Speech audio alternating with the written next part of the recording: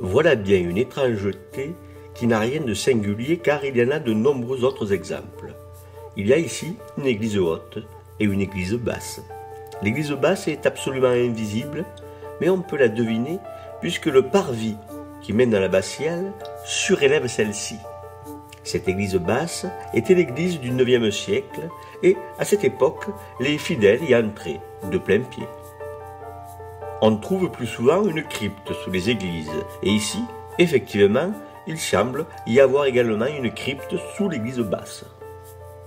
Au fond de ce qui pourrait être la crypte, on trouve encore un puits.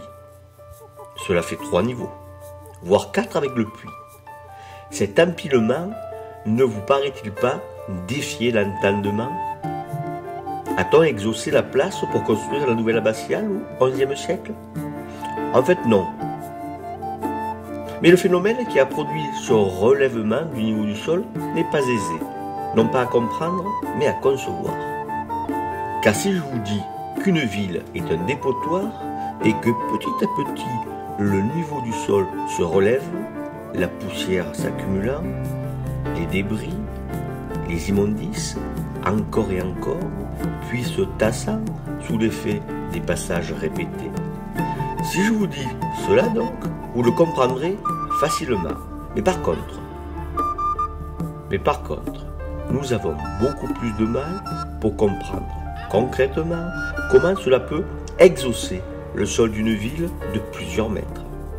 Mais c'est justement parce que ce phénomène est imperceptible qu'il peut se produire sans que nous nous en apercevions et sans que nous puissions réellement l'appréhender. Les longues durées nous troublent. Mais n'espérez pas que je me lance dans une tentative d'explication approfondie. Il se pourrait bien que je sois absolument incapable de le faire, un peu comme les physiciens du monde quantique. Ils maîtrisent le formalisme mathématique, je veux dire qu'ils savent résoudre les équations très difficiles, mais ils sont absolument incapables de comprendre comment cela se passe.